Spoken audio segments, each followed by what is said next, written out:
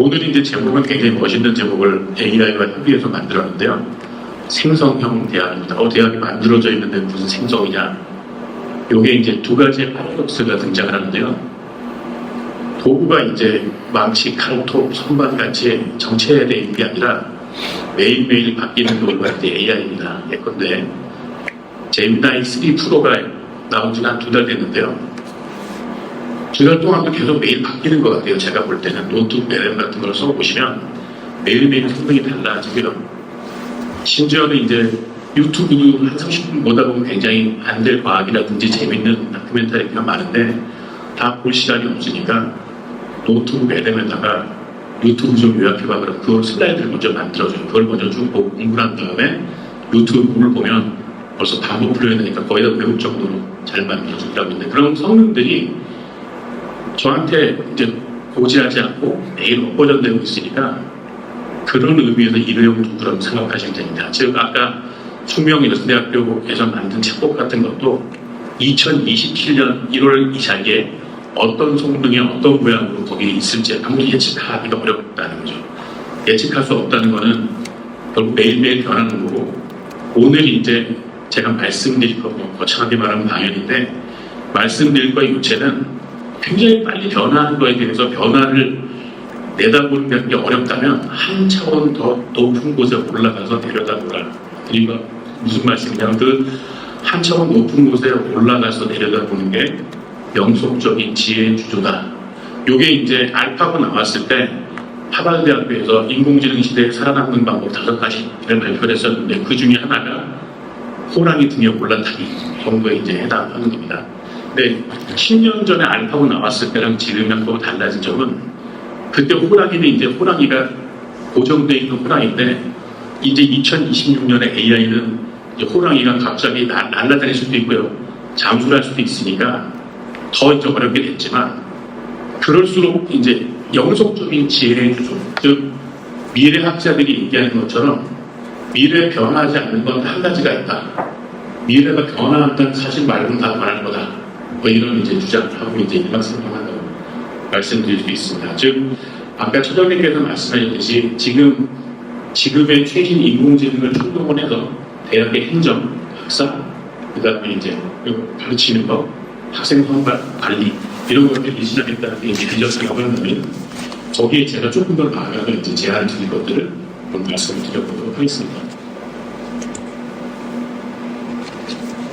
일회성이라고 하는 건 이제 방금 얘기한 것처럼 새로운 것을 창조하는 능력뿐인데 도구에 집착하지 말고 도구를 만드는 원리에 집중하라. 지금 다시 말해서 과거에 이제 전문적인 스킬을 배운다고 하는 것은 도구를 사용한 하루를 반복 훈련을 통해서 가이던스를 받아서 열심히 잘 훈련하는 거예요. 비행기 조종하는 거, 중장비 운전하는 거, 뭐 여러 가지 요리하는 거 이런 것들이 이제 스킬이라고 할 수 있는 것들이었는데요. 그것들이 이제 굉장히 국제성을 가진 것들은 AI가 다 해줄 것이고 그러면 우리가 알아야 될 건 도구를 만들어내는 원리입니다. 이게 이제 무슨 얘기냐면 이게 이제 어디 하버드 같은 데만 해당되는 거 아니냐? 아니면 굉장히 유명한 건축사인 안구 타다오나 왼쪽 피아노나 자하드 같은 사람만 해당되는 거 그런 사람들이 유명 브랜드의 수석 디자이너 같은 사람들만 그런 일을 하면 되는 거 아니냐라고 생각을 할 수 있는데요. 이제 그렇지 않습니다. 모든 구체적인 일들 AI가 대신하면 할수록 누구나 다 셰프가 돼야 되고 누구나 다 건축사가 돼야 된다. 이게 이제 주장인데요. 배움의 깊이와 관계없이 가장 대표적인 건 이제 넷플릭스의 다큐멘터리 흑백 요리사 같은 겁니다. 흑백 요리사가 이제 뭘 말씀드렸냐면 결국 요리사가 만드는 게 먹지 못하는 걸 멋있게 만드는 건 아니거든요. 결국 있는 요리, 베샤리아면일 수도 있고 돈가스일 수도 있고 우리 아침 뷔페에 나왔던 인도 커리일 수도 있는데 거기다가 자기의 인생을 어떻게 이제 집어넣느냐의 문제라는 거죠. 그래서 이제 최근 몇 년까지 미슐랭 3스타에서 장원을 했던 게 덴마크가 노르웨이에 있는 식당이었는데요. 그 동네 15km 반경에 있는 그 재료만 가지고 요리를 만든다. 이거 이제 카인드 오브 스토리텔링인데 그 스토리텔링이 많은 사람들한테 공감을 얻었지만 결국 그래봐야 없는 거라는 거죠. 그걸 가지고 만든 게 밀 전병이든 뭐 스테이크든 뭐 계란 에그 스크램블이든 없는 거라는 거죠. 근데 과거에는 그 요리사 자체가 부족했기 때문에 에그 스크램블을 만들고 추가를 만들고 하는 기능적인 걸 빨리 정확하게 수행하는 게 뻥전한 게 목표였다면 지금은 이제 이거의 이유를 건수다 에그 스크램블을 만들어야 되는 목표라는 거죠.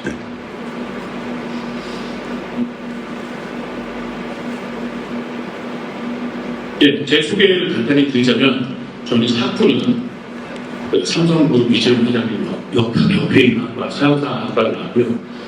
박사를 이학 박사를 받았으니까 이제 이 커리어 전체를 보면 자탕 중에 상사탕이고 이제 융합형 인간이라고 얘기할 수 있는데요. 융합형 인간은 돈을 많이 벌었어야 되는데 이제 그러지 못했는데요. 왜 그런지 이제 최근에 알게 됐는데 특히 이 자료를 만들면서 더 이제 공부하게 하게 됐는데 제가 해결하려고 하는 문제가 되게 어려운 문제였다. 예, 이게 이제 그거를 무슨 단어로 얘기할 수 있느냐.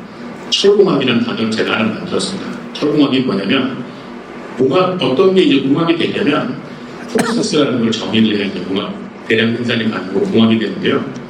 그 프로세스를 정의한다는 건 굉장히 명료해야 됩니다. 근데 반대로 철학이라고 하는 건 명료하지 않죠. 어떤 방향성이라든지 좋은 곳의 정의론이라든지 인문론, 칸트의 오정론 같은 걸 얘기를 하면 굉장히 모호하죠. 그 모호하게 벌려나가는 게 철학이고 좁혀가지고 포인트를 만드는 게 공학인데 이 두 가지를 만드는 게 되게 어렵더라고요. 오히려 반대는 쉬울 수 있어요. 공업 철학이든지 역사 철학이라든지 과학 철학 같은 거는 벌리는 거니까 이제 쭉 얘기를 하면 되는 건데 되게 어려운 문제였더라고요.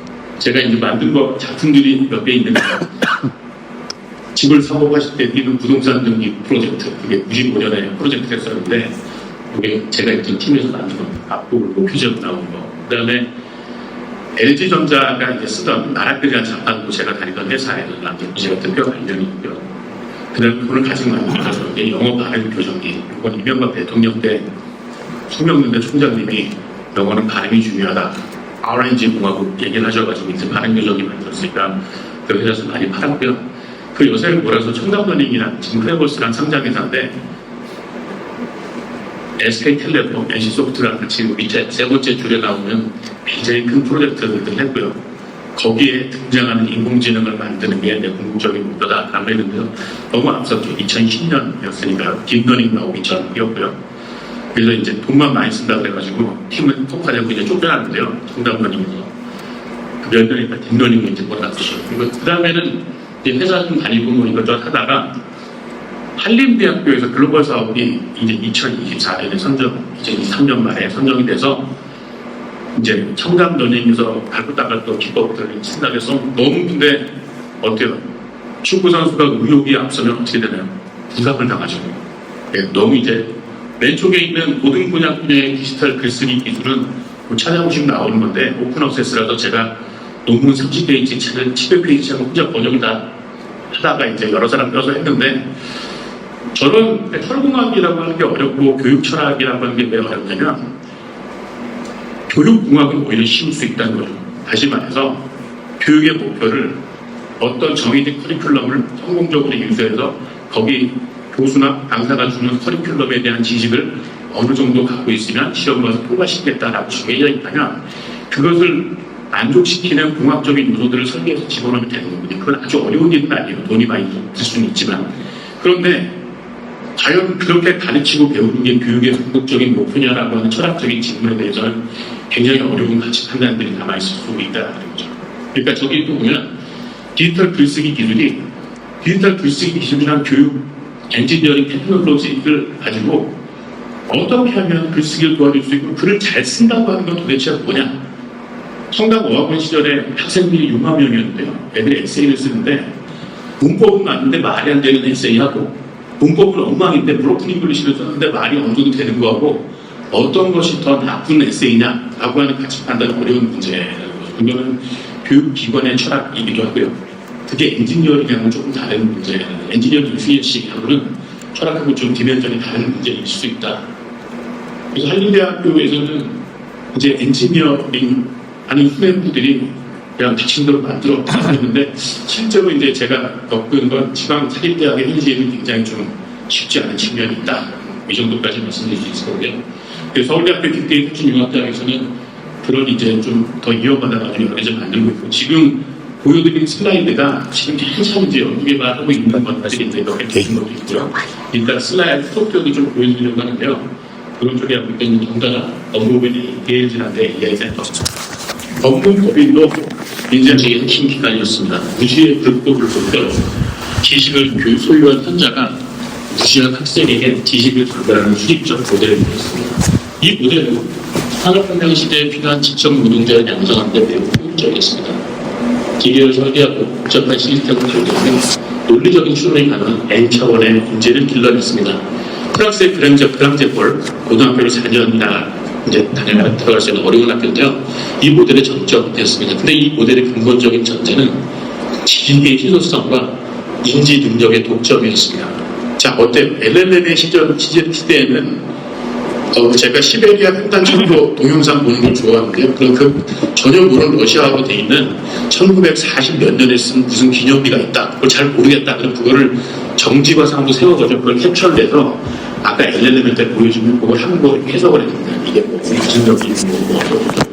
심지어는 시베리아 횡단철도가 굉장히 기니까 무슨 뭐 어쩌고 여기 한 100개 정도 나오는데 도저히 모르겠어가지고 그 시베리아 철도의 주요 역들을 지도를 그려가지고 표시를 하고 그 역이 왜 중요한지 그 설명도 좀 달아나 했더니 지금 만들어주더라고. 지도를 그려가지고 그들이 지식의 희소성과 인지 능력의 독점이 인공지능에 깨졌죠. 제이슨 박이라는 사람이 뭐라고 얘기했냐면 지식 전수와 정확한 노동자 양성이라는 19세기형 교육 모델이 21세기 환경과 더 이상 적응하지 못하기 때문이다. 물론 교육학자들이 40년 전부터 이렇게 흘러나갈 거라고 얘기는 한참 해왔는데요.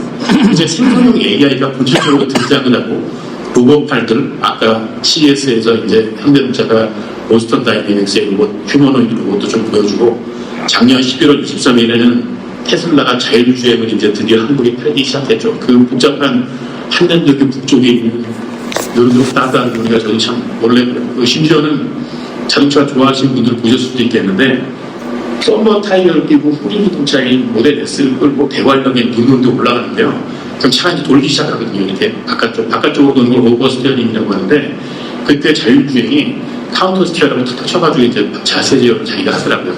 여기 초보자들이 하면은 차를 너무 반대쪽으로 꺾어가지고 차가 팽이처럼 팽 돌아버릴 수 있게 굉장히 위험한 건데 그걸 보고 저는 할 말이 이러는데요. AI가 인간이 하던 일의 대부분이 이제 정복하게 됐다. 밑에 있는 데이터 처리, 논리적인 추론, 코드 생성. 특히 이제 구글이 제미나이 3로 업그레이드하면서 딥스팅크라는 모드가 있는데요. 이게 논리적인 추론 모드인데 내가 생각했던 그 논리적인 컨셉이나 주장이라고 하는 부분이 어떤 부분이 문제가 많고 어떤 부분이 뭐한지 충돌이 나는지 어떤 부분이 모아서 전체 집합이 안 되는지를 물어보면 굉장히 잘 가르쳐줍니다. 그러니까 지식의 권위는 인간 교수에서 알고리즘으로 이동했습니다. 학생들이 요새 수업을 들을 때 어떻게 하나요?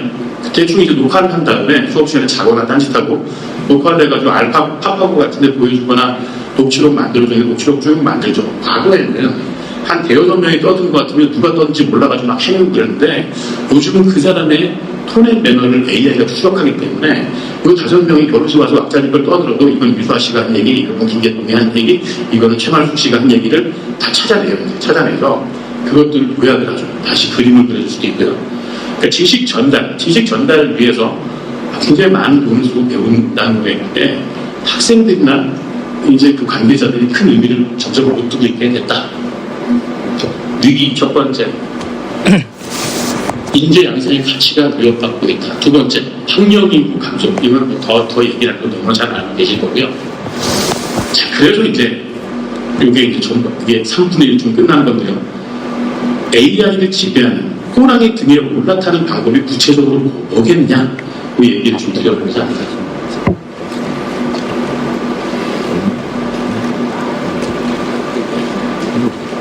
AI가 있으니까 학생들도 다 지식적으로 잘 주입하게 만들 수 있다. 지식적으로 더 공부를 잘하게 만들 수 있다고 생각하는 것도 위험하다. 그렇죠? 왜냐하면 서울대학교에 책이 540만 권 있는데 그 책에 대해서 아주 세세히 몰라도 어떤 사람이 유명해, 그 사람이 왜 유명한지 나한테 설명을 해주고 그 사람이 쓴 책 중에 대표작을 하나 찾아가지고 요약해줘라고 하면 요약을 해줘요. 그 AI가. 그 얘기는 뭐냐면 과거에 이제 90년대 초반에 그 HTTP 하이퍼링크가 나와가지고 그걸 만든 팀 버너스리는 박사도 없는 사람인데 MIT에서 석좌 교수 노릇을 하고 있는데 그 다음 2005년에 자기까지 받았어요. 병인데요, 병.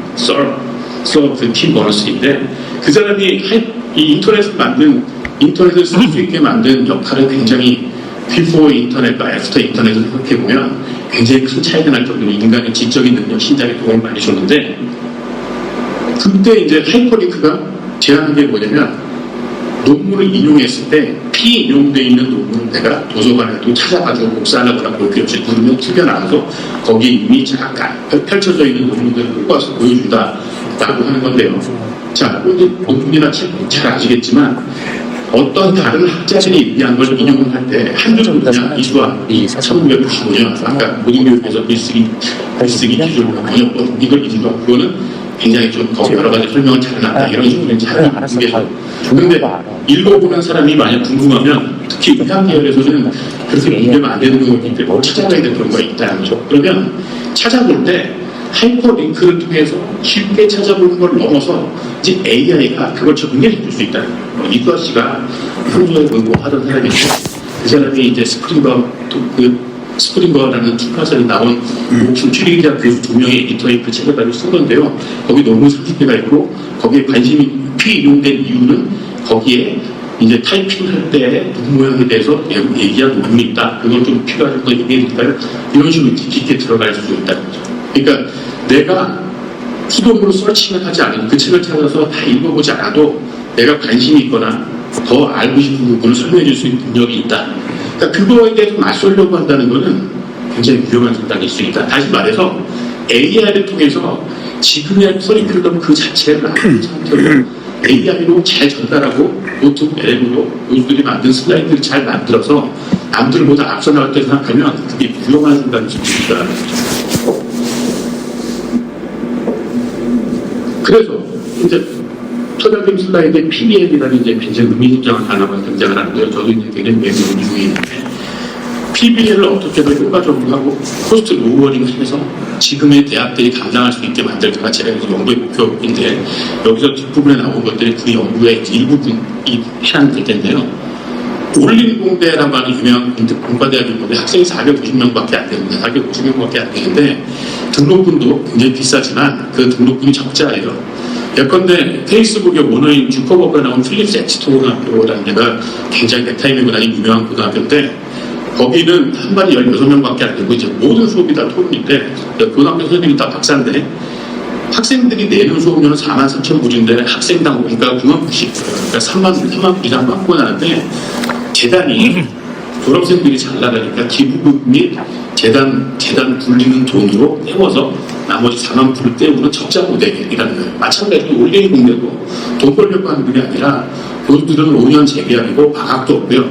시작하자마자 프로젝트에서 4학년 때 프로젝트 때 한 회사에 취직을 시켜요. 아마존이나 메르세데스 벤츠나 이런 데 이제 이 프로젝트를 하면 그 취업 그게 이제 말하자면 1년 동안 놓고 보는 입학사정관제 같은 건데요. 굉장히 잘 나가고 있는데 여기도 뭔가가 너무 많이 들어가지고 재단 자체로는 큰 적자를 보고 있다. 그래서 올림공대 모형을 얘기해봐야 실현할 수 없는 모형이기 때문에 이제 비좁은 회사를 뭔가 될 가능성이 있다.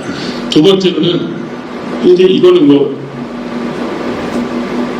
대형 컴퓨터로 말씀드리자면 은행에서 쓰는 이제 메인프레임이라는 컴퓨터는 60년대 중반에 거기 메모리 액세스하는 로직이 완성된 이래로 60년대니까 얼마나 됐나요? 거의 이제 60년 동안 그걸 안 건드렸다고 그러더라고요. 다시 말해서 뭐가 안정적이다라고 얘기한다는 것은 건드리지 않는 것, 고치지 않는 것이 안정적이라는 거죠. 그럼 교육에 있어서 혁신성과 안정성은 서로 다른 디멘전에 있다. 다시 말해서 교육에서는 교육은 굉장히 의도같이 보수적이고 안정성이 중요하기 때문에 안 건드려야 되는데 안 건드리기 때문에 변화하는 거에도 따라가게 되게 애매하다는 거예요. 그래서 사실 PBL이라는 기법 같은 걸 쓰는 건데 PBL은 돈이 많이 들고 세 번째는 뭐냐면 학생 스스로 지식을 구성해야 되는데 이건 돈 문제뿐만 아니라 코딩 같은 걸 학생들한테 한번 시켜보려고 한다면 한꺼번에 동시 다수의 조교들이 굉장히 많이 필요하다.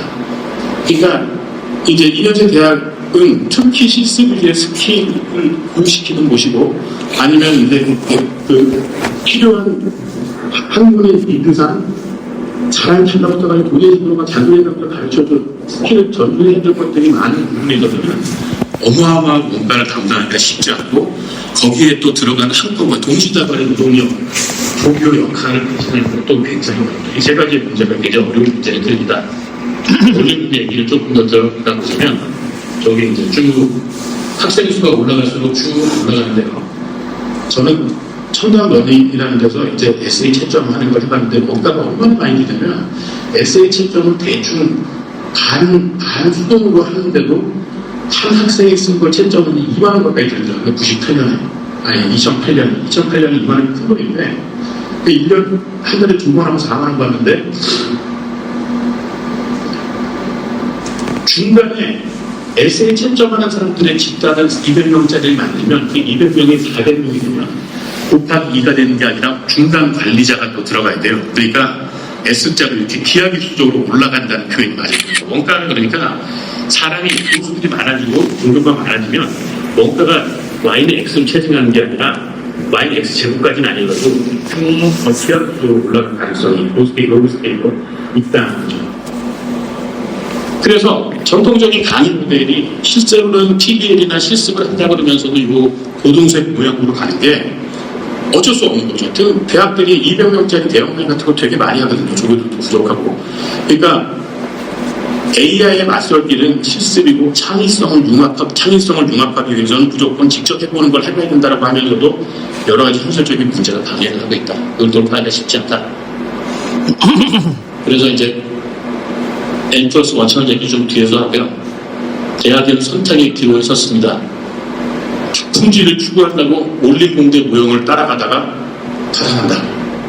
세제대학교가 요 작은 학교 모형으로 이제 올림공대나 미네르바 스쿨을 따라간다고 저기 이제 북촌에 가면 학교도 좋은 데 만들어 놓고 이제 노력을 많이 하고 있는데 교수도 많이 뽑고 쉽지 않은 싸움이라는 그 문과 때문에.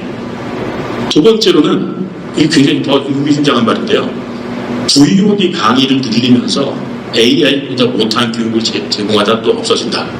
이게 아마 굉장히 가슴이 아픈 현실에 굉장히 타당한 얘기인 건데요.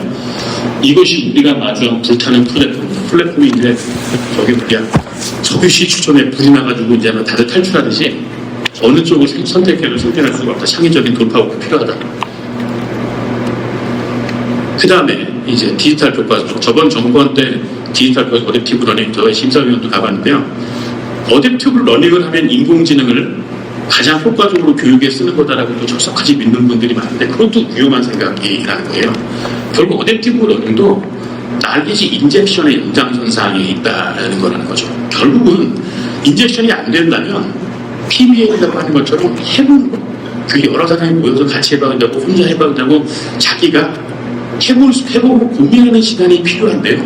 그것들이 아까 여러 가지 이유로 돈의 위험, 그 다음에 또 옛날에 박근혜 정부가 했던 그 직업 탐구, 지식 창조, 이때는 뭐였냐면 직업 교육을 하려고 이제 아예 중학교 3학년 때 그 트랜지션 피리어드라 해가지고 그때 바리스터 교육 이런 것들을 다 이제 프론트로 중학교 때 가서 놓는데 불이나 칼을 못 쓰게 하니까 요리 교육을 한 번도 못 하는 거예요. 다 위험하니까. 그러니까 여러 가지 안 좋은 요소들은 다 이제 있는 거죠. 그러니까 어쩔 수 없이 누이 좋고 매부 좋고 문제 안 생기고 딱딱 그 상위학교에 진학이 잘 되는 지식 주입에 이제 매몰되어 있는데 거기에 AI를 쓴다고 하는 게 나쁘다 좋다 얘기보다도 그것만이 교육에 AI를 사용하는 유일한 길이고 그게 잘 되면 모든 것들이 해결된다고 생각하는 것은 상당히 위험한 생각일 수 있다는 거죠. 왜 그러냐면 명문대학에 들어가거나 과거에 이제 2년제 대학도 마찬가지고 어디나 다 마찬가지인데 그 어떤 계열도 마찬가지인데 체력을 바탕으로 한 반복학습. 이게 행동주의라고 하죠. 자극을 줬을 때 반응을 하는데 반응이 맞으면 이제 보상을 하고 아니면 채찍질을 한다. 지휘실험 같으면 전기 충격을 준다는 게 좀 무시무시한데요.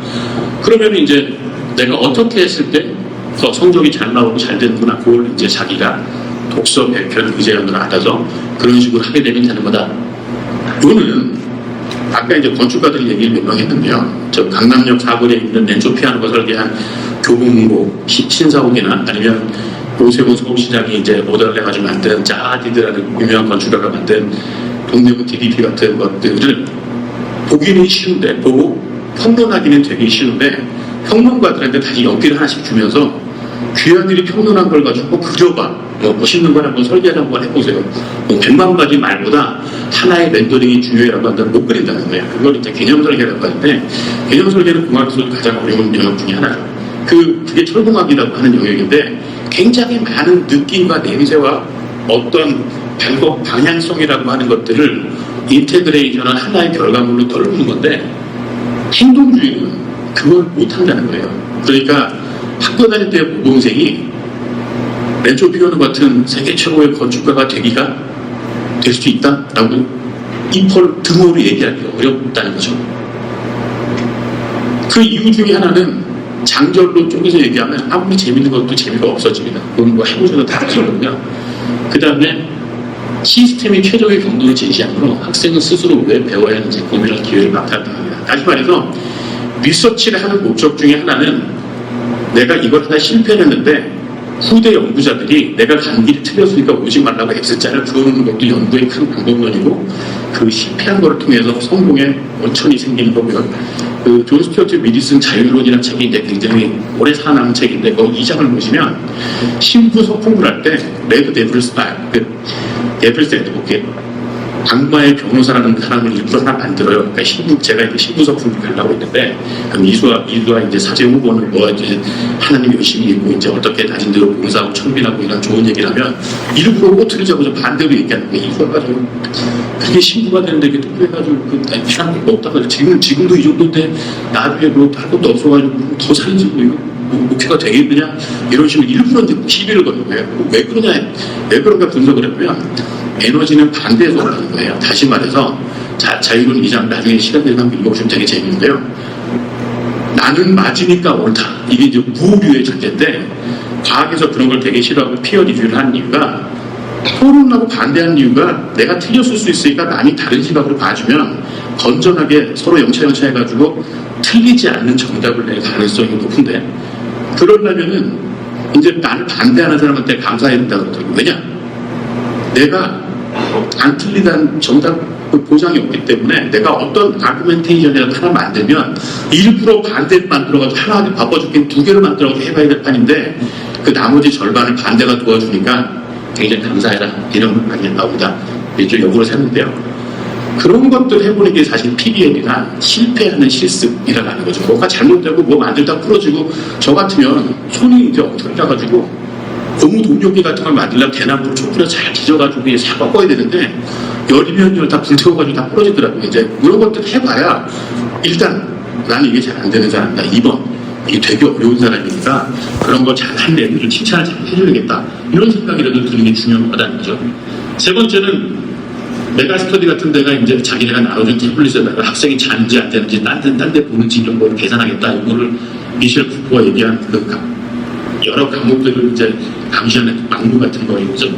탐티콘이라고 하는데, 이게 이제 거의 결정판이죠. 이런 것들이 이제 전혀 의미가 없다. 자, 그래서 이제 조금 더 어려운 얘기를 이제 진행을 하겠습니다. 하나씩 얘기했으니까.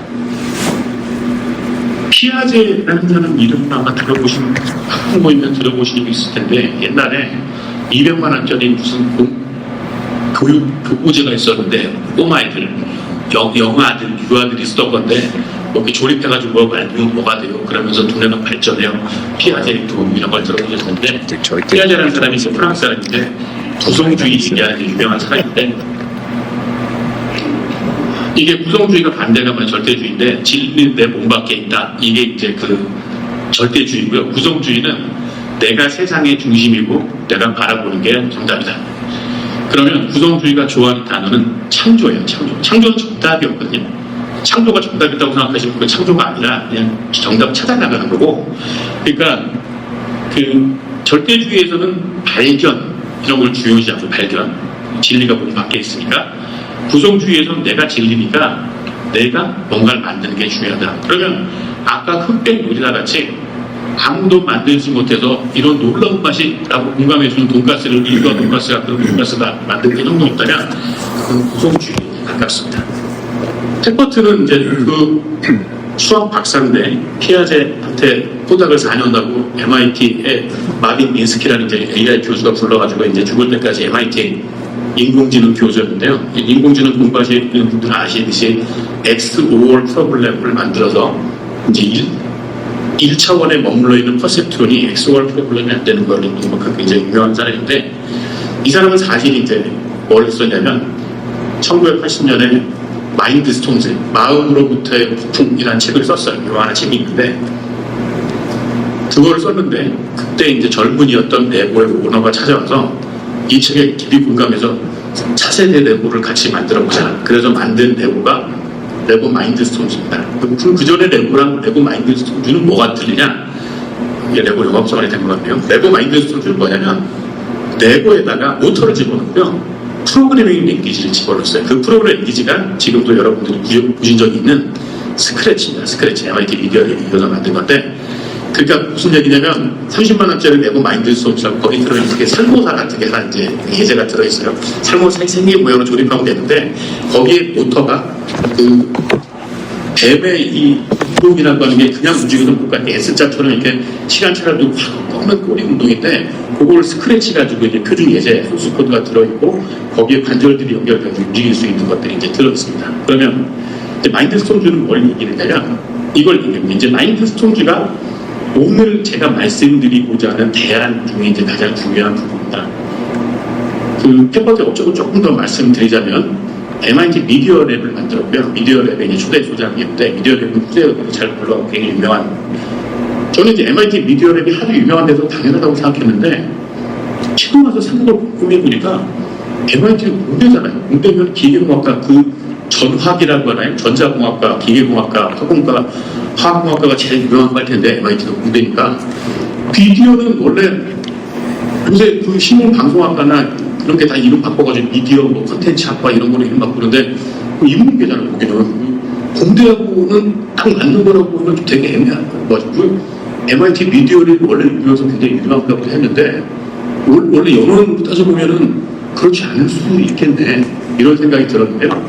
MIT 미디어 랩의 이제 그 인헤리턴스, 그러니까 이 강조점은 뭐냐면 데모 오버 타임, 만들어 움직이는 걸 보여주지 못하면 죽는다. 퍼블리시 올 페리시라고 얘기하는 연구실도 있다는데요. 그러니까 학자의 목표는 논문, 좋은 논문을 많이 쓰는 걸 논문을 빨리빨리 써서 빨리 이용되자, 이런 데도 봤는데, 물건을 만들고 그 물건이 움직인다는 게 중요하다는 거예요. 이게 무슨 소리인가? 이게 이제 하나만한 얘기일 수도 있는데 조금 이제 생각을 해보면 피그말리온 이펙트 같은 거 들어보셨죠? 이게 이제 우리가 조각상을 만들었는데 어느 날 홍보다 보니까 사람이 돼서 얼마나 좋아하는 게 사람 움직이는 거. 그렇게 사람 움직이는 로봇 같은 걸 오토마타라고 합니다. 오토마타. 그게 이제 체코 같은데 유럽, 동유럽 관심 있으면 놀러 가보신 분들도 많을 텐데, 거기면 체코의 카프카 박물관 이런 데가 유명한데, 체코가 원래 뭐로 유명하냐면 불에 매달아서 움직이는 오토마타, 꼭두각시라고는 좀 옛날에 뭐라 그러죠? 방금 이름이 있는데 꼭두각시 괴를 해가지고 좀 이상한데, 움직입니다. 실제로 그러니까 사람 그 이름이 움직이는 있는데 생명체가 아닌데 따로 있잖아. 사람 움직이는 생명체 오토마타 알고 움직이는 다른 인간 다른 것들, 이렇게 이제 얘기할 수 있는데요. 오토마타의 단수고 오토마타가 이제 복수인데요. 그 오토마타 같은 걸 만든 차가 마인드 스톰즈에 나와 있는 내용이고, 그러면은 나무 깎아가지고 무슨 공예과 같은 걸 하자는 거냐? 그건 아니고, 그 오토마타가 어디서 쓰이는 가는 컴퓨터 프로그래밍 랭귀지에 나오는데요. 누가 만들었을까요? 그럼 그 꼭두각시가 어디서 누가 갖다 썼냐면 바로 웰더 튜링이라고 무한 연산이 가능한 계산 기계라는 1940년 공문에서 소프트웨어를 오토마타라고 이제 코딩을 해요. 왜냐면 소프트웨어가 흘러나가면서 분기를 치고 다시 되돌아가고 하는 것들이 살아있는 생명체가 움직여서 뭐가 눈안에 들어오면 피하고, 뭐가 주먹에 날아가서 그것들을 무시고 하는 것에 피드백 시스템과 비슷하다는 손차를 가지고 만든 거죠. 잘 만든 것 같아요. 그래서 이제 페퍼트가 마인드 스톰즈에서 얘기하는 거는 그 오토마타를 만들어 본다는 것들이 실습의 가장 기본이다. 즉 저개발 국가에 OLPC라고 $100짜리 노트북을 스폰서 받아가지고 대량으로 나눠주는데, 그게 컴퓨터 엔지니어가 미래 직업이 좋으니까 열심히 코딩해, 이게 아니라 코딩을 해보는 게 가장 돈이 적게 드는 구성 실습의 원료라는 거죠.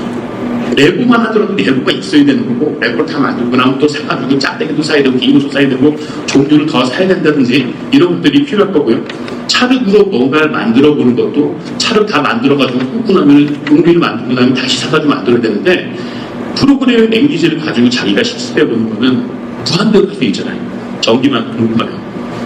그래서 저도 써본 적이 있는데, 애플 잡스도 이제 페퍼트를 좋아해서 애플2 시절에 로보스라는 거북이가 키를 매달고 다니면서 내가 코딩을 못하고 엑스에 십자가 그리고 삼각형도 그리고 동그라미도 그리는, 그러니까 데모 5월 다이라고 하는 MIT 미디어랩의 주장처럼 그 프로그램 랭귀지의 결과가, 인터프리터가 결과를 즉각 생성해 주는 거예요. 그러면 내가 코딩을 한 게 그런 결과가 나왔고, 그게 마치 내가 오토마타를 똑똑하게 어떻게 만들었더니 이렇게 인사하니까 툭이 벌어져가지고 얘기하는 게 좀 좋으니 잘 만들었네, 이걸 고쳐봐야겠네 라고 하는 피드백.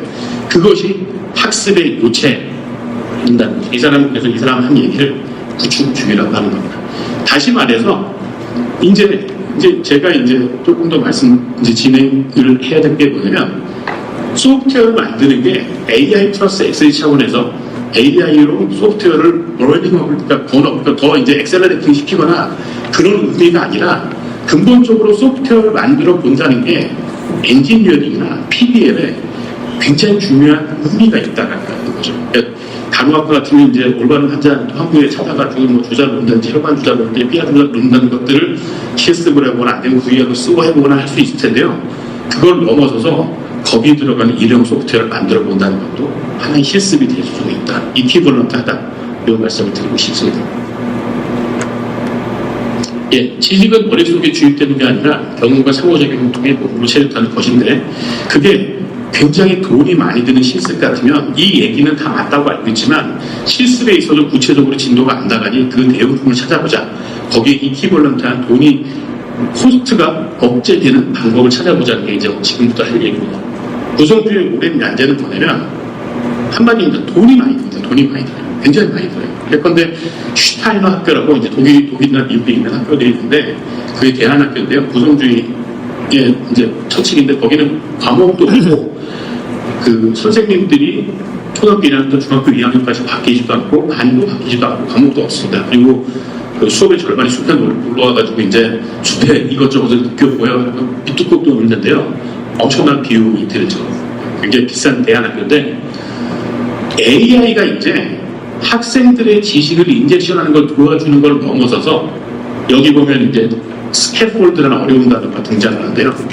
이번 홍콩에서 대나무로 만드는 스캐폴드에 불이 붙어가지고 이제 죽었는데, 공사할 때 여기 조종소 가보면은 이제 높이 올라가야 되니까 임시 계단을 만드는 걸 스캐폴드라고 하는데요.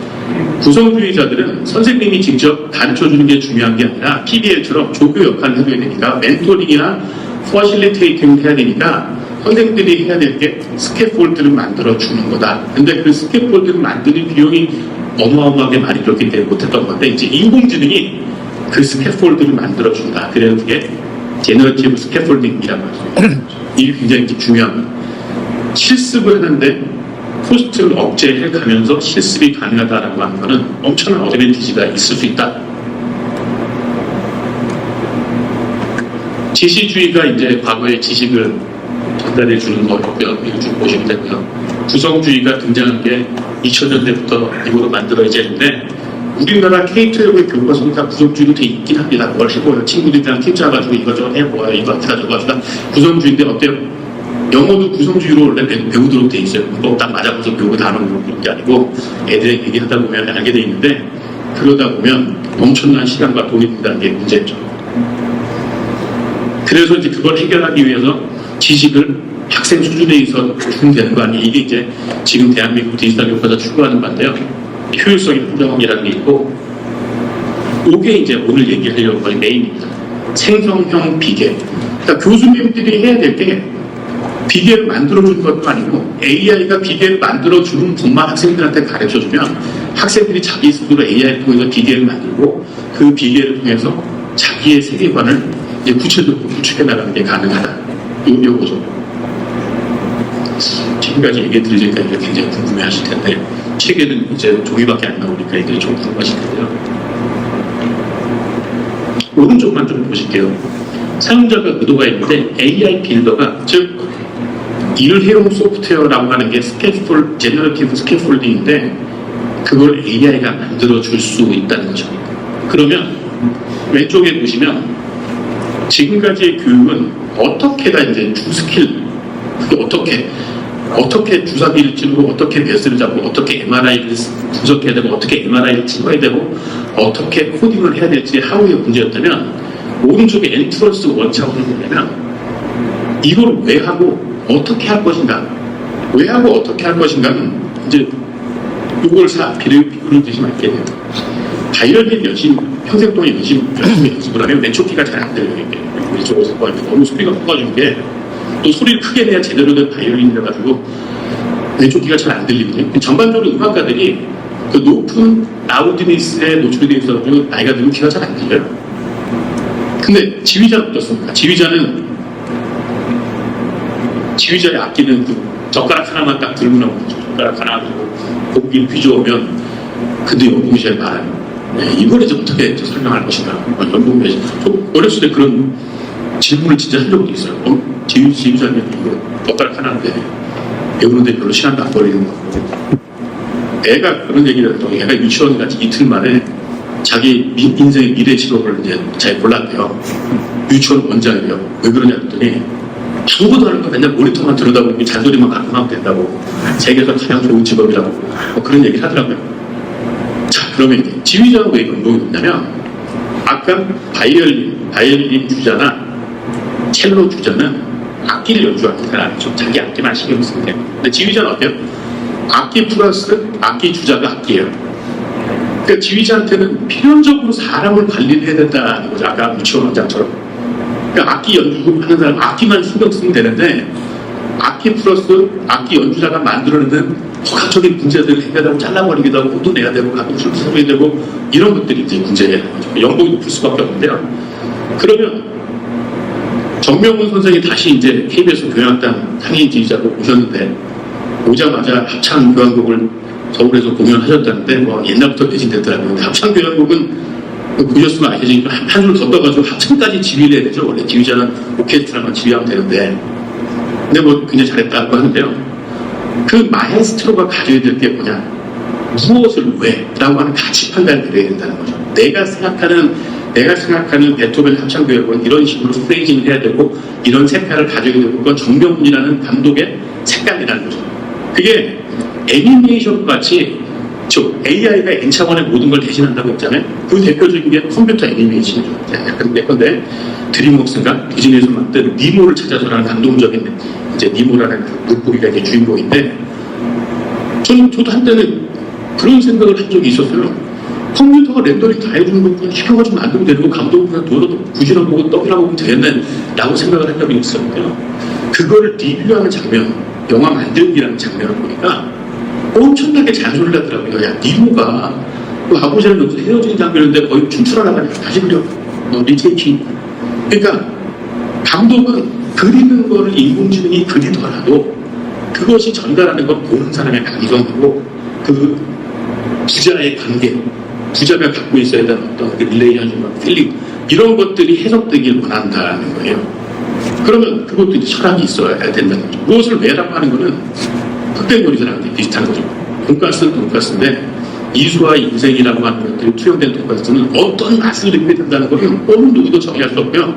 그리고 그게 왜 인공지능이 살아나냐면 저는 형님이 한 분 계신데 형과 제가 유전자가 99%가 비슷해도 결국은 키도 다르고 몸무게도 다르고 하는 집도 다르고 생긴 것도 약간 다르단 말이에요.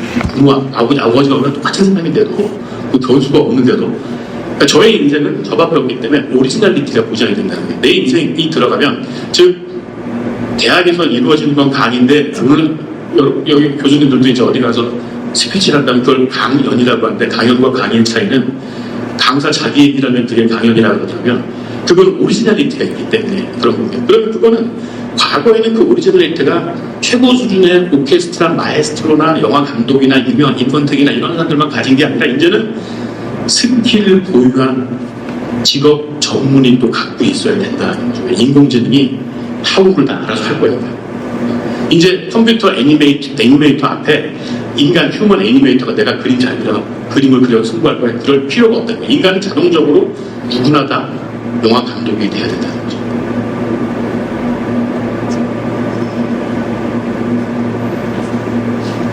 고전적인 구성주의는 뭐냐면 천재 설계자가 만든 정교한 환경, 이게 바로 레고 마인드스톰즈 같은 겁니다. 하나에 30만 원짜리나 또 다른 구원, 아니면은 대한항공을 갖고 있는 130억짜리 플라이트 시뮬레이터 같은 것들이 천재 설계자가 만든 정교한 환경인데 그 안에서 소수 학생이 직접 무언가를 만들며 지식을 구성하는 건데요.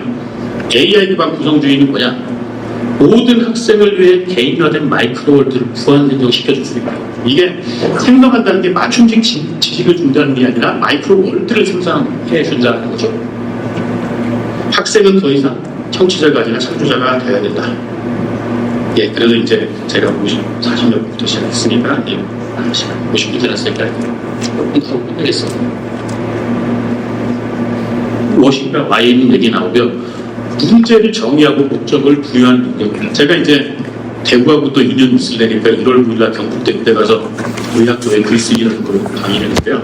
그때 이제 좀, 이제 나름대로 또 준비를 해서, 비판적 사고력 연습이라는 한국어 번역책이 있는데요. 미국의 700개의 대학을 쓰는 크리티컬 띵킹 교과서인데, 근데 그게 한국어 원제하고 영어 원제가 굉장히 다르더라고요. 영어 원제가 교과에 봤더니 Asking the right questions라고요. 비판적인 사고력 연습이 아니고 비판적 사고력 연습은 한국어 제목이고요. Asking the right questions가 뭐냐면 무엇을이나 왜를 고민 안 하면 그 질문이 나올 수 없다는 거예요. how에 신경을 쓰면 how를 어떻게 잘해요 이거를 하는 그 정도, 물론 그것도 질문인데, 근데 제가 중학교 3학년 때 분광학을 쓰면 그 별의 원소를 알 수 있어, 아니면 저기 별이 이제 거북이 등급하고 이제 이거 재면은 별까지 거리를 할 수 있어요. 물상 선생님이 얘기하니까 그때 물상이었는데요. 어떤 학생이 그게 질문을 드리더라고요. 선생님, 별까지의 거리를 계산해서 우리 인생이 뭐가 달라지나 물어보잖아요. 이제 심오한 철학적인 질문인데요. 문제를 정의하고 목적을 부여해야 자기의 인생을 돈가스에 집어넣을 수 있다는 거예요.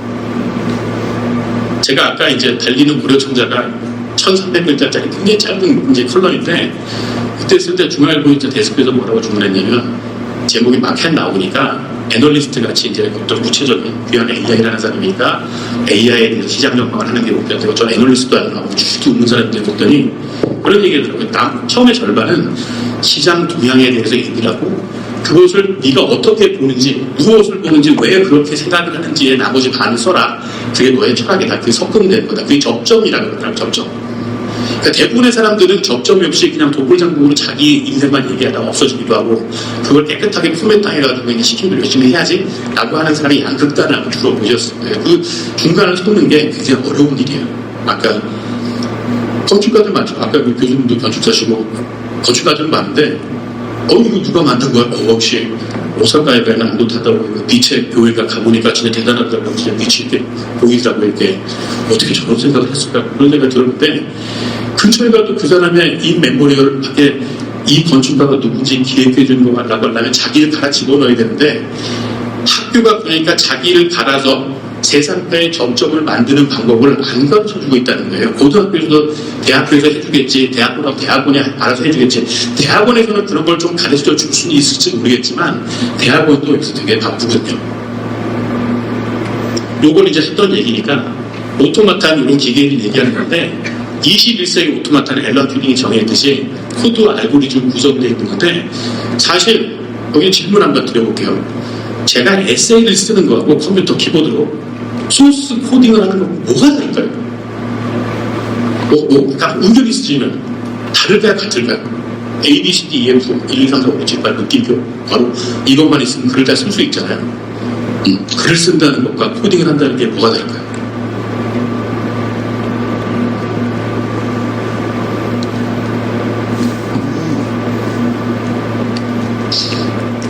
글은 어때요? 글을 다 쓴 다음에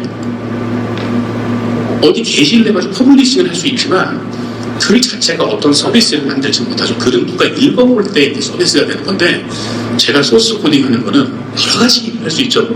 아침 7시면 알람이 띵띵띵 울려가지고 도저히 안 일어날 수 없게 만든다든지, 아니면 제가 너무 살이 쪄서 걱정이니까 숟가락에다 새살을 달아가지고 이제 3숟갈째 먹으려고 그러면 이게 안 올라가 무거워가지고 이제 내려놓으세요. 이제 그만. 술도 2잔 이상 먹지 말아야지. 3잔째 뭐 들려고 그러면 보고 있다가 술이 막 구멍이 열려가지고 막 빠진다든지 뭔가의 서비스를 제공한다는 거는 엔지니어링에 가깝다는 거예요. 그게 바로 오토마타라는 거예요. 기계를 이게 장식품이 아니고 톱니바퀴가 돌아가는 순간 요 입을 벌려서 이게 가짜긴 하지만 물을 좀 집어넣으면 꾸벅꾸벅 먹고 뒤로 이제 배설이 되는 것 같은 것도 흉내를 낼 수 있다는 거죠. 오토매틱이란 말도 좀 비슷한 게 오토마타. 오토매틱의 어원이니까 오토마타가. 오토매틱하다는 거는 생명체의 움직이기도 하고 그 로봇을 흉내내더라도 결국 살아 움직인다는 거예요. 소프트웨어 소스 코드는 그 살아 움직인다는 거를 마음으로 가서 만들어 볼 수 있는 좋은 기회. 그게 글 쓰는 것과 근본적으로 다른 거다. 이렇게 말씀드릴 수 있습니다. 재밌는 얘기를 해볼게요. 그래서 과거의 수사학은 존 롤스의 정의론, 부시의 배인 이런 거에 대해서 논술을 하죠. 그래서 쓰면 100점, 5점 이랬는데 이제 뭐로 바뀌어야 되냐면 존 롤스에 나오는 유명한 단어죠. 사고시각인데 무시의 배인이 적용된 자원분배 알고리즘을 코딩하고 AI 에이전트 사회에 적용하여 결과를 시민에 이어나시고 그리고 이게 아까 제너레티브 스캐폴딩이 도와준다는 거예요. 이제 AI는 무시의 배인이 뭔지도 알고 자원분배 알고리즘이 뭔지 알기 때문에 요걸 진짜 해보면 코딩을 해줍니다. 야 여기 10명이 있는데 우리가 과제를 내가 1,000만 원 벌었어. 어떻게 나눠줄까? 요거 가지고 코딩해서 나눠주면 물 한번 짜봐. 그러면 자기가 짜줄 거야. 그러면 AI 에이전트 사회에 적용한다는 게 그러면 그 1,000만 원을 벌기 위해서 AI가 무슨 일을 했고 어쩌고 저쩌고 하는 것들을 시뮬레이션에서 시각화해봐라고 하는 것도 가능하다는 거죠. 그래서 거의 이제 좀 많이 하신 것 같은데 가능한 걸 좀 보여드릴게요. 이제 엉성한 논리는 더 이상 수사로 가릴 수 없습니다. 코드의 버그와 시스템의 붕괴로 즉시 증명됩니다. 자 어때요? 소스 코드와 글의 다른 점은 글은 엉망진창으로 써도 읽어보는 사람이 엉망진창인 건 하기 전까지는 알 수가 없거든요. 근데 코드는 어때요? 엔터 치는 순간 엉망으로 돌아가지는 않죠. C++나 자바같이 좀 어려운 것들은 당장 덤프가 떠가지고 이제 컴파일이 아예 안 될 거고요. 컴파일이 넘어가도 시메트릭 에러가 있으면 이상한 결과가 나오고 그 다음에 인터프트 떠가지고 한 줄 한 줄 넘어가지는 않죠. 아이고 신나게 에러가 떠가지고 그게 다른 거죠. 보물의 비용질병이라고 하는 거 요게 이제 아까 기획처장님이 말씀하신 거에 대한 이제 현실적인 2부 세션에서 얘기한 핵심 슬라이드인데요. 이거 되게 재밌는 건데요. 이케아라는 걸 생각해보세요. 이케아 누가 좋아해요? 이케아가 북유럽의 스타일로 만든 싸구려 가구인데 그게 레이디 가구나 딱 비슷한 종류의 이제 가구랑 다른 점은 조립을 자기가 해야 된다는 거잖아요. 그래서 솜씨가 없는 분들은 사모님은 자꾸 이케아를 사고 자기는 조립했는데 죽겠다 이런 이제 남편분들도 본 적이 있는데 이케아가 어때요? 수준은 높은데 돈이 없는 사람들이 이케아를 주로 쓰죠. 자기가 조립해서 몸으로 떼어오면 무슨 말이냐면 지금까지의 실습은 학생들이 너무 럭셔리한 환경에서 잘 보호가 되는 실습해야 되는 게 우리가 딱 갖고 있는 고정관념이었다는 거예요. 이제는 AI가 스캐폴딩을 만들어주기 때문에 학생들한테 실습을 위해서 그렇게 많이 교수가 신경을 써줄 필요가 없다는 거예요. 다 도와드립니다. 굉장히 충실한 조교들이 옆에 기다리고 있다는 걸 가정을 하시고 그 조교들을 어떻게 오케스트레이트 할 것만 신경을 쓰시면 된다는 거예요. 코딩을 하실 필요도 없고 코딩을 나눠줄 필요 없고 알아서 니들이 코딩해서 네가 알아서 그걸 코딩한 걸 가지고 네가 조립을 해 하고 시키면 되는 건데 그것들은 어떻게 지휘자 그러니까 젓가락 하나도 연봉 제일 많이 받듯이 그 조교들만 가르쳐주면 된다는 거죠. 그게 프롬프트라고 얘기할 수 있겠다는 거예요. 그러니까 학생들이 자신만의 오토마타를 만들기에 사용하는 무한히 유연한 제휴이자 중간재라고 생각을 하시면 돼요. 그러니까 부담을 전혀 가지실 필요가 없다는 거예요. 우리가 다 만들어줘야 되는데 학생들이 모르게 소스코드를 만들어서 던져줘야지 이럴 필요가 없다. 굉장히 큰 용기가 생기시죠. 그래서 일회용 소프트웨어를 직접 만들어 보시니 시간까지 한 30분 줄였으면 좋겠지만 하여튼 너무너무 쉽습니다. 그거를 한국어로 이코딩이라고 하고요. 조금 이제 전문 용어로 바이브 코딩이라고 하죠. 바이브 코딩 아무나 할 수 있어요. 그냥 글 써달라면 아무나 써주듯이 내가 리액트 프로젝트를 할 거니까 다이얼로그 박스 3개 들어간 거. 그래서 아까 당연처럼 제가 이제 고백을 하자면 이실직구를 하자면 제미니 3가 나온 다음에 디스포저블 UI를 코드를 생성해준다는 얘기를 들었어요. 전문 코딩이 아니더라도. 그래서 제가 학부 졸업 논문을 케플러의 정말 평면에 대해서 썼는데 그때 라틴어도 모르고 아무도 몰라가지고 이제 케플러에 1, 2, 3 없이 돌아가는 시뮬레이터를 만들어서 교수님들이 협업시켜가지고 칭찬받고 저렇게 해야지. 그게 나름대로 약간 전략이었는데 코딩을 하다가 어려워서 실패를 해서 이게 쉽지 않더라고요. 중력 가속도 계산해가지고 뭔가 보여준다는 게 상당한 시간 동안 그걸 하지 않으면 어렵더라고요. 그 다음에 그게 융합의 또 함정이기도 한데 그 하사학과 이런 데 다니면은 제 주변에 컴퓨터를 아는 사람이 없어요. 교수도 모르고 학생도 모르고 대학원생도 모르고 어디 저기 멀리 전자공학관 이런 데 가야 되는데 거기는 또 이 케플러 없이 얘기하면 잘 몰아듣는단 말이에요. 아무튼 그래서 그걸 해야지라고 하는 마음의 빚이 한 30년 되는데 좋아. 제미나이 3에서 그걸 해준다니까 한번 해보자. 저기 케플러 3법칙 시뮬레이터를 네가 만들어봐. 또 만들어 태양 있고 목성이 등장하더니 그 대신 옥상의 질량 변화에 따라서 공정 변화가 달라진 것도 렌더링 해야지. 그랬더니 다이얼로그 박스를 딱 끄더라고요. 목성의 기본적인 질량이 이건데요. 집어넣어주면 다시 매 돌더라고요. 그게 이제 오늘 제안의 시작이에요. 그냥 보여드리겠습니다. 이제 요거는 스캐폴드라고 하는 건데 뭐 교수가 직접 가르쳐 주는 게 아니라 스캐폴드를 만들면 존 로브 프록시멀 디벨롭먼트라고 하는데 근접 발달 보면 거기서 그러니까 주변에 있는 사람들이 좋은 영향력을 주면 사람들이 발달하는데 요거는 구성주의에서 가장 중요한 슬라이드인데 그거를 그 기계를 만드는 게 엄청난 돈이 들었는데 그걸 이제 자동화해서 만들어줄 수 있는 교육계획 이케아가 이제 가능해졌다. 첫 번째 정보 교환해서 말하자면 과거 학생들이 똑같은 얇은 실습 서버를 보유해서 이거 써야 되는데 이제 스캐폴드를 인공지능이 만들어준다 그랬죠. 은행 로그인 페이지 100개를 학생용 난이도에 맞춰서 생성해줘. 그런 100개의 다른 웹을 만들어주는데요. 학생마다 이제 다르게 해킹을 해야 됩니다. 전통적인 방법은 교수님들이 굉장히 힘을 기울여서 유명한 출판사나 아니면 학교가 돈을 들여가지고 뭔가를 만들어서 학생들이 실습하게 하고 올해도 써먹고 내년도 써먹고 내후년도 써먹는 건데 아까 이제 보셨듯이 기술은 엄청나게 발전하고 있고 학생들이 너무 달라졌기 때문에 이게 불가능하고요. 이제 교수님들이 AI 조교들을 통해서 야 이렇게 만들어봐 그래서 몇 개 나눠줘 라고 시키기만 하면 된다. 그 결과는 굉장히 이제 멋있는 건데요. 올린 공대 수준의 개인화된 PBL을 압도적인 저비용으로 구현한다. 이게 얼마나 멋있는 얘기예요. 올린 공대가 입결이 하반대학보다 높아요. 인기가 좋아가지고. 근데 올린 공대 수준의 개인화된 PBL이 이네이블하다는 것도 놀라우는데 그거를 압도적인 저비용으로 가능하다. 이거 굉장히 놀라우네요. 이게 그래서 이것도 제가 만든 게 아니라 이제 재민이한테 이부를 시킨 바이브 코딩으로 결과 만드는 걸 제가 이따 보여드릴게요. 보시면 학생마다 다르게 만들고 독일 SQL 쿼리에다가 유니온 셀렉트 하면은 유니온 셀렉트가 다 셀렉트가 되는 거잖아요. 그럼 이제 잘 골랐네, 빵꾸났네. 저기다 또 이제 옵티스를 하나만 치면 뭔가 틀린 무로 잡혀가지고 얘가 어떻게 나오는지 봐야지라고 하는 것, 이걸 다 시뮬레이션 해줍니다.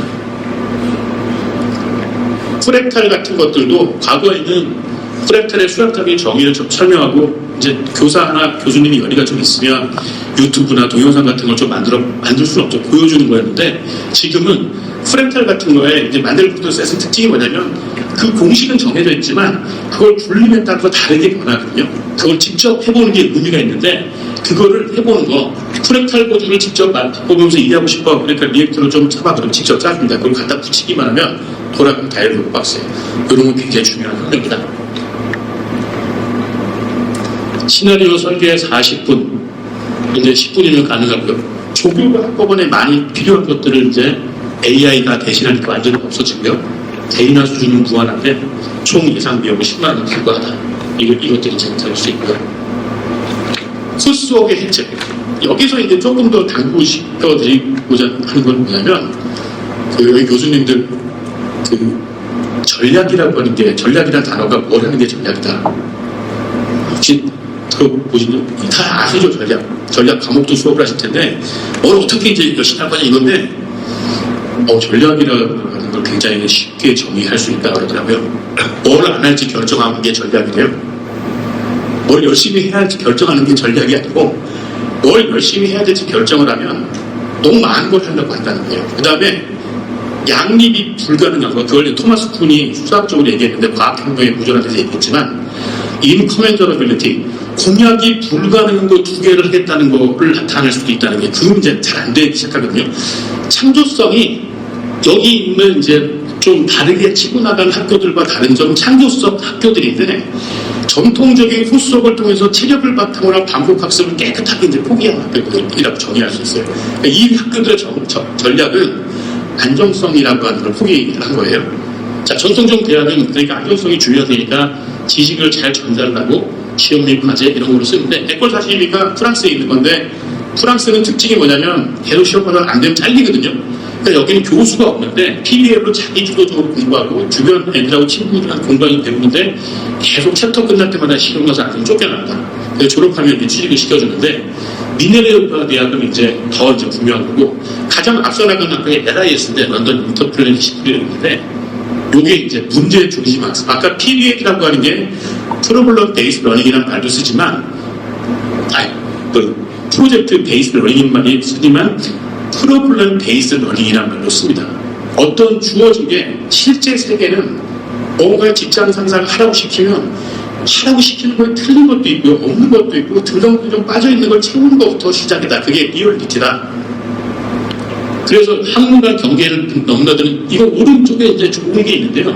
이걸 하기 위해서 올린 대처럼 부어진 대처를 포기를 해야 된다는 거예요. 결정을 해야 된다. 이게 가장 어려운 거예요. 15주 수업을 정상적으로 지금 체제되고 진행을 하면서 그 강남에 있는 수학학원이 어떤 게 있었냐면 사고력 수학이 있는데요.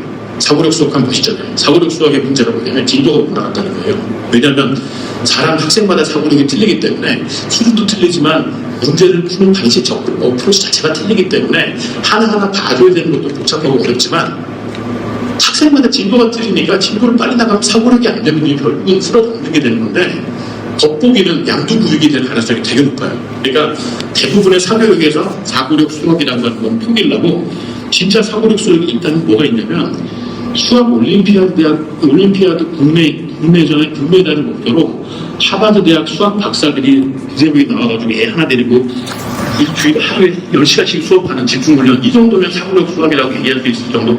그게 아까 올림공대처럼 뭐든지 사고력이라든지 창조력이라고 얘기한다면 엄청난 비용이 전달돼요. 그러니까 도구를 포기를 하든지 진도를 포기해야 되는데 둘 다 포기를 못하는 경우가 많다는 게 결국은 모양만 창의성, 모양만 음악, 모양만 사고력일 가능성이 높다는 거죠.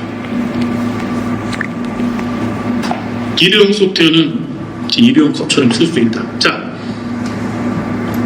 AI 이듀테크에서 아까 처장님이 말씀하신 것도 이제 굉장히 많은 소프트웨어들이 개발돼야 돼요. 아까 RPA 같은 것도 이제 소프트웨어 개발해야 되고 소프트웨어 다 소프트웨어 개발인데 심지어 여기 이제 만약 해경 직원들이나 교직원도 계시다면 그 교직원 분들도 일회용 소프트웨어를 만들어서 업무를 작동하시기 때문에 RPA가 별거 아니에요. RPA가 인공지능이 문서를 있잖아요. 그 다음에 이름 넣고 사인해야 되는 거 어때요? 그때 도장만 어떻게 갖다 붙이면 딴 데 붙여가지고 이거 가지고 이거 한두 걸리면 한 5분 이상 걸리거든요. 그거를 자동화시켰어요. 그러니까 아래안가 있는 파일을 열어가지고 그 스트링을 찾아가지고 파이썬으로 거기다 이유와 이름 집어넣고 도장 파일을 머리에 갖다 붙이고 거기다 PDF를 만들고 끝. 그게 RPA, 로보틱 프로시저 그 오토메이테이션인데 그거를 제가 이제 재민이 스미한테 야, 클로드가 그런 거 잘 만들어준다며 너는 안 되지. 무슨 소리야. 자기도 잘 만드는데 클로드보다 이게 좋다고 그러더니 막 파이썬으로 해드릴까 리액트로 해드릴까 그래 파이썬으로 그 백본 만들고 리액트로 프론트엔드 가서 버튼 하나 만들어봐 했더니 다들 만들더라고요. 그러니까 그런 것들이 거창하게 뭐 RPA 프로젝트다 뭐 컨설팅에다 뭐 조인다 이런 걸 하지 않더라도 이제 각각 다 만들어서 실수가 있다. 전혀 어렵지 않다는 거. 환자 체중과 나이를 입력하는 소화용 맹물 용량을 계산해주는 앱을 만들어줘. 용량 초과시 빨간색 경고창을 띄워줘. 이러면 이제 다른 간호학과 이긴다는 거, 이런 걸 가르쳐준다는 거 못하는 거죠.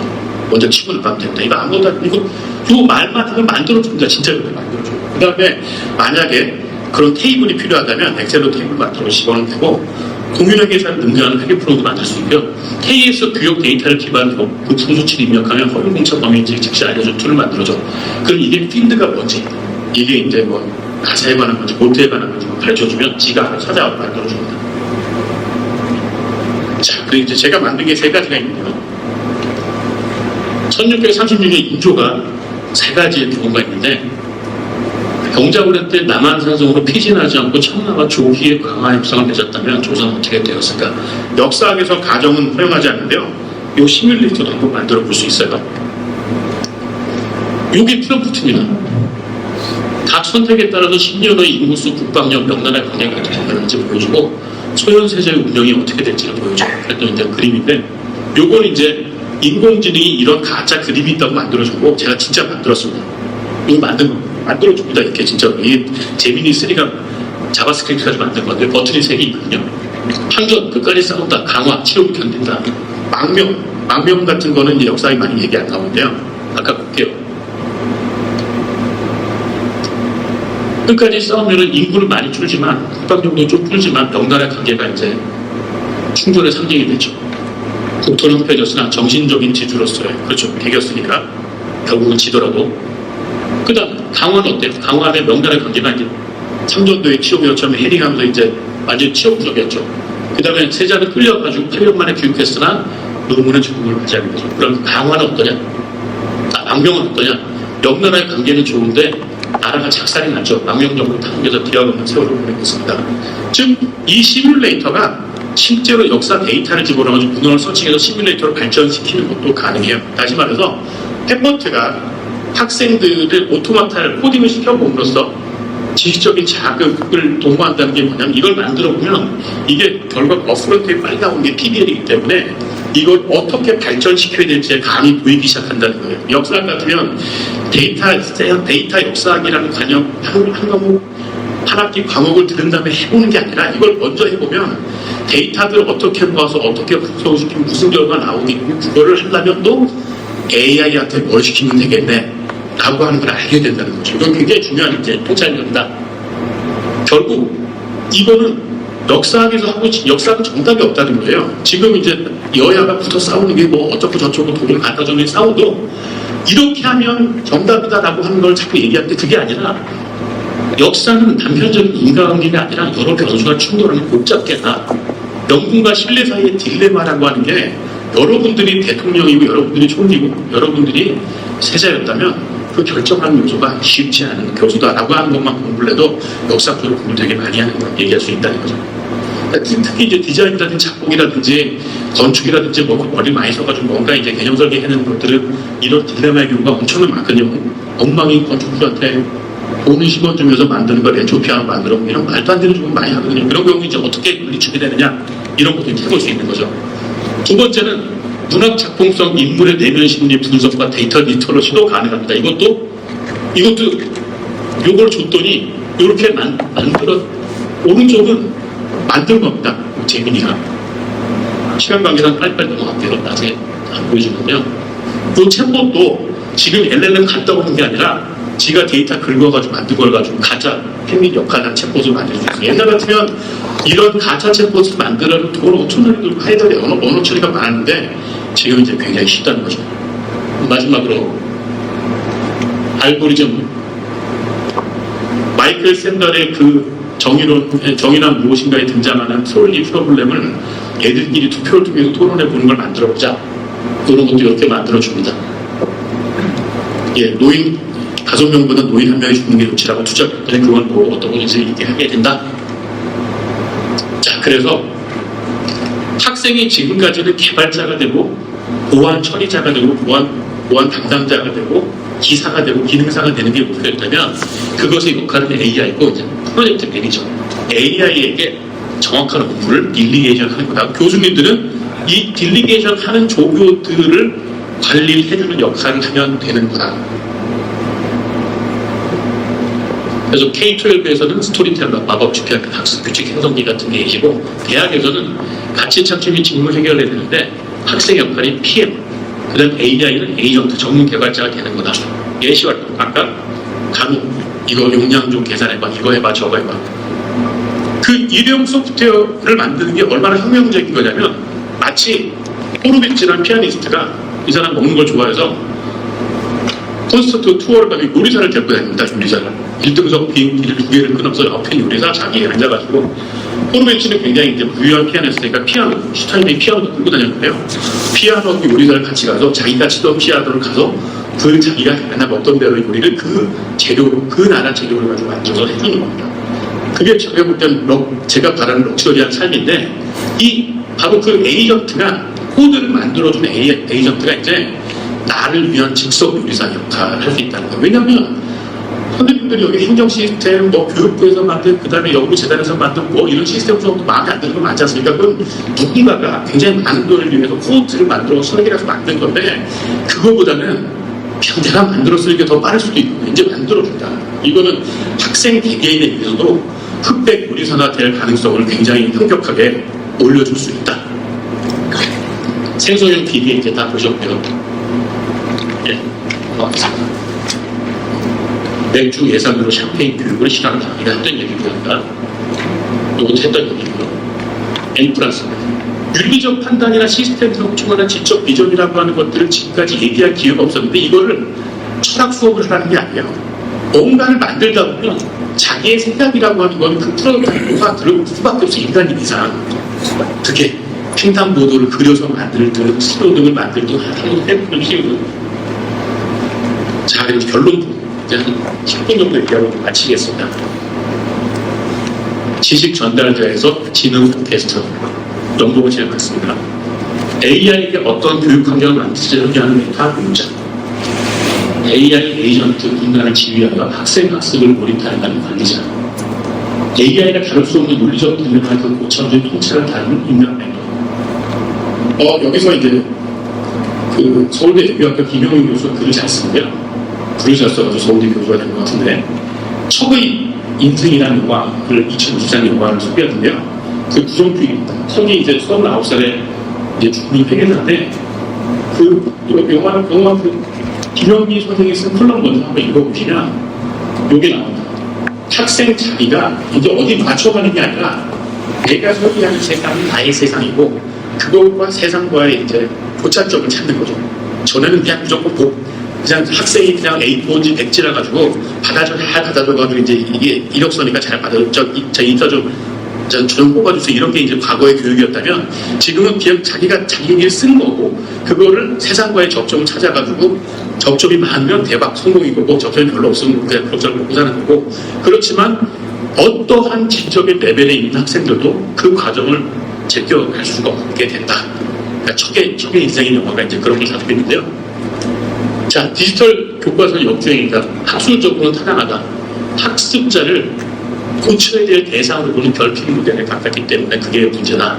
그리고 AI가 지식 소비를 최적화할수록, 다시 한번 당부드리지만, AI를 써서 맞춤식으로 유튜브로, 노트북 LM으로 슬라이드를 잘 생성해서 그 다음에 생성형 동영상 만드는 거로 교보제를 내셔널 지오그래픽 수준을 잘 만든다 그래서 그 지식을 잘 전달해 주는 게 대학이 할 일을 굉장히 잘하고 있다고 생각하는데, 그게 이제 안 된다는 거예요. 왜냐하면 AI가 점점 더 잘하고 있기 때문에.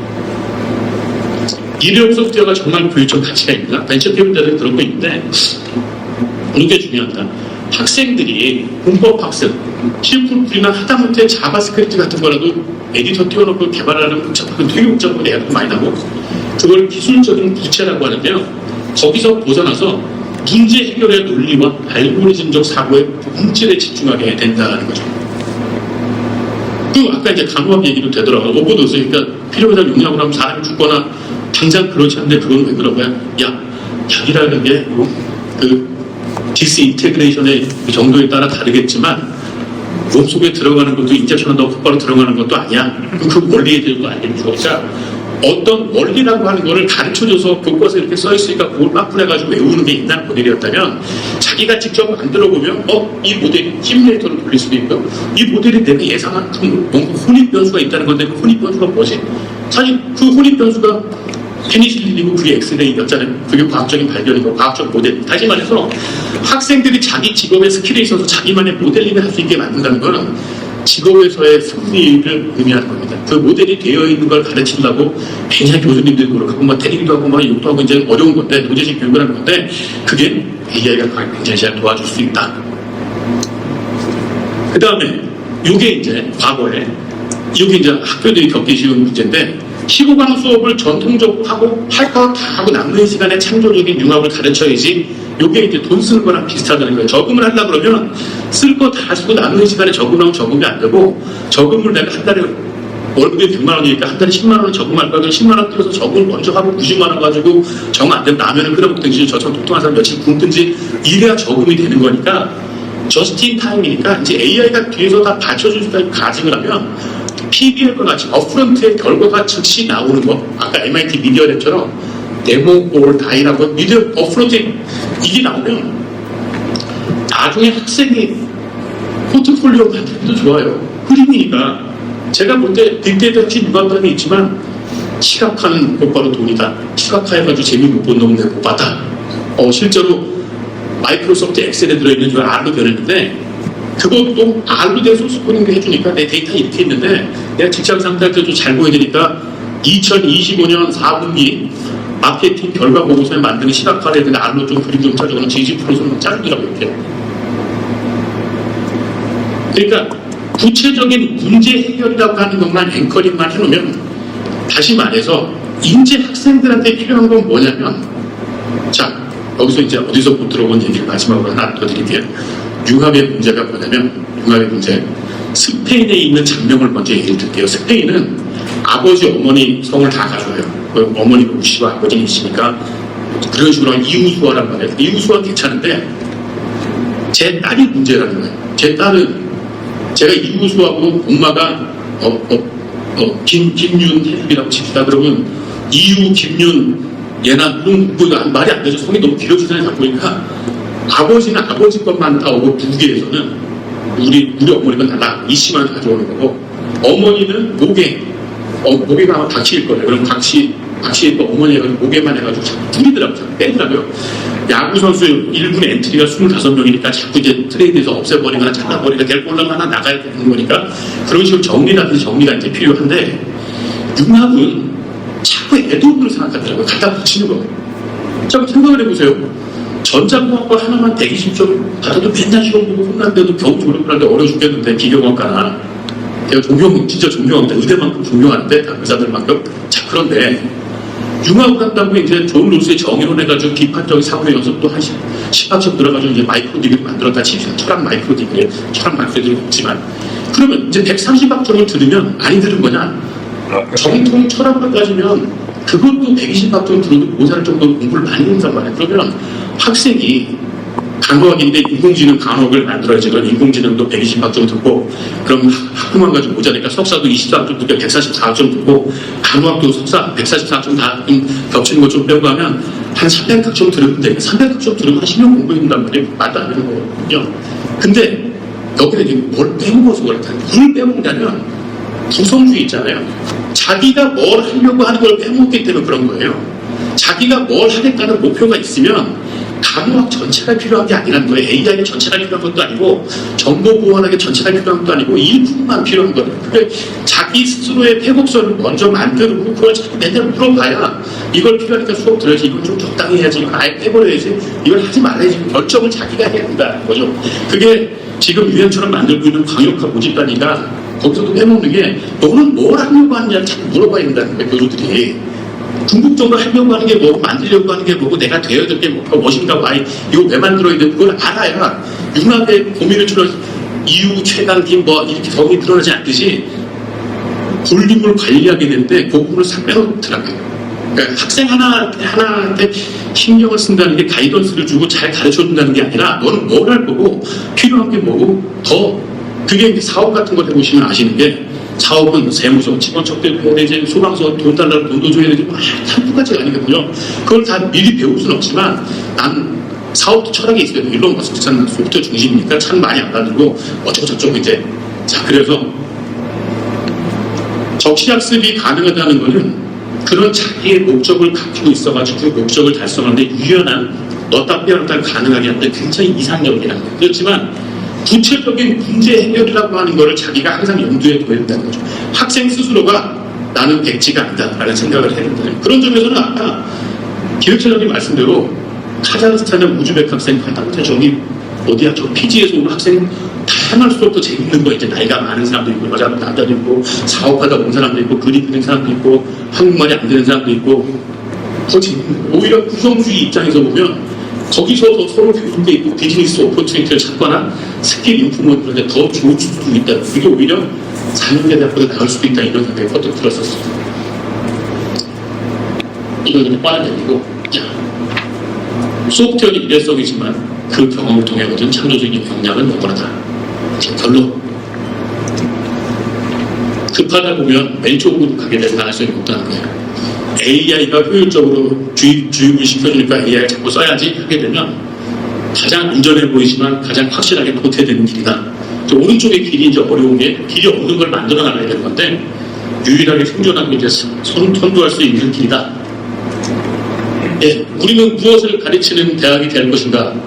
코딩 기술자를 가르치는 게 아니라 오토마타라고 하는 거의 의미가 우리가 알고 있는 거랑 좀 다르다만 오늘 들으셨어도 굉장히 의미심장하실 수 있다는 거죠.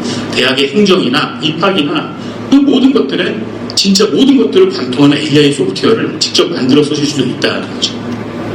자신의 문제를 자신만의 오토마타로 해결하는 M+1 원칙을 창조자를 기르는 것이 될 것이다. 그래야 호랑이 등에 올라타서 우리들을 AI가 결코 대체할 수 없는 우리 스스로의 주인공이 되게 만들 것이다. 커리큘럼의 전면적인 개설, 이건 한번 검토해 보시면 가르치는 거 다 가르치고 남는 시간에 창조를 가르친다라고 하는 거는 되게 어려운 점이 많을 거다. 두 번째로는 평가 방식이 문제죠. 객관식이 아니라 이게 이제 모든 교육공학자들이 40년 동안 얘기하던 건데 오토마타 포트폴리오, 그럼 아까 앱 같은 걸 만든 것들이 교육이다 보면 포트폴리오 만들기 되게 쉽습니다. 자바스크립트 만든 포트폴리오 같은 걸 보여주면 뭘 했는지 굉장히 분명하니까 얼마나 많은 문제를 해결했는가를 기준으로 삼아야 된다. 그게 바로 PBL이죠. 그래서 이제 박근혜 정권 때 시작했던 창조 경제 같은 식인데요. 학생들이 자유롭게 토론하고 아이디어를 즉석에서 프로토타입 해갈 수 있는 개방형 메이커스페이스 같은 것들이 이제 사실 구조주의 교육과정인 거겠고요. 자, 그래서 M+1 차원의 창조자를 양성하는 대학이다. 이상 수업 발표 마치겠습니다. 감사합니다.